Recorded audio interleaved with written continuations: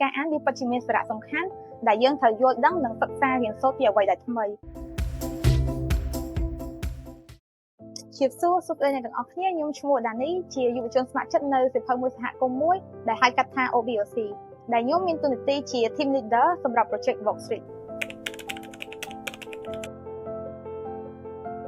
ចំពោះមូលហេតុដែលខ្ញុំចូលរួមស្ម័គ្រចិត្តនៅ OBOC ដែលតែខ្ញុំជាមនុស្សម្នាក់ដែលស្រឡាញ់និងចូលចិត្តការអានហើយគិតថាការអានវាពិតជាមានសារៈសំខាន់ដែលយើងត្រូវយល់ដឹងនិងសិក្សារៀនសូត្រពីអ្វីដែលថ្មីការចូលរួមស្ម័គ្រចិត្តនេះក៏ជាឱកាសមួយអាចឲ្យខ្ញុំចូលរួមក្នុងការលើកកម្ពស់ការអានសៀវភៅនៅក្នុងសហគមន៍ក៏ដូចជាទទួលបានបទពិសោធន៍ថ្មីៗជាមួយនឹងមនុស្សនៅជុំវិញខ្លួន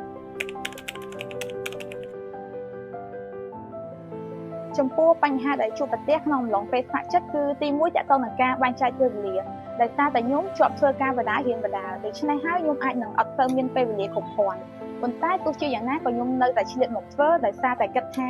ការងារស្ម័គ្រចិត្តនេះវាពិតជាមានសារៈសំខាន់សម្រាប់ខ្ញុំក្នុងការអភិវឌ្ឍក៏ដូចជាពង្រឹងជំនាញទំនាក់ទំនងរបស់ខ្លួននិងទី2ទាក់ទងនឹងការដោះស្រាយបញ្ហាភ្លាមៗដោយសារតែយើងមានបច្ចេកមួយដែលដៃអានសៀវភៅដែលឥតគិតថ្លៃនៅ Walk Street ដូច្នេះហើយយើងក៏មានជួបឧបសគ្គដូចជានៅពេលដែលមានភ្លៀងធ្លាក់ដែលធ្វើឲ្យយើងអត់អាចដាក់សៀវភៅបានដូច្នេះហើយយើងក៏ត្រូវធ្វើការបត់បែនតាមស្ថានភាពជាក់ស្ដែង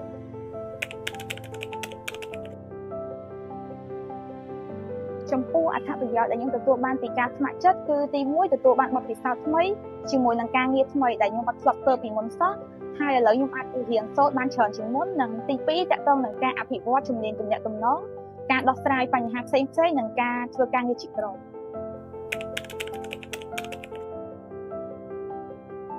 ការរំពឹងទុកគឺការអភិវឌ្ឍខ្លួនដោយសារតែខ្ញុំជាមនុស្សម្នាក់ដែលអត់សូវចូលចិត្តចេញក្រៅហើយក៏អត់សូវចូលចិត្តនិយាយបានដែរប៉ុន្តែ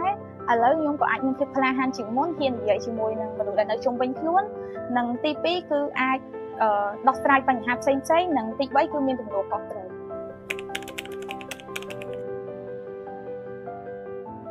ជាចុងក្រោយខ្ញុំពិតជាលើកទឹកចិត្តទៅកាន់អ្នកទាំងអស់គ្នាឲ្យចូលរួមធ្វើការងារស្ម័គ្រចិត្តពីព្រោះការងារស្ម័គ្រចិត្តវាពិតជាមានអត្ថប្រយោជន៍ជាច្រើនដែលអាចឲ្យយើងស្គាល់ខ្លួនឯងបានច្បាស់ជាងមុន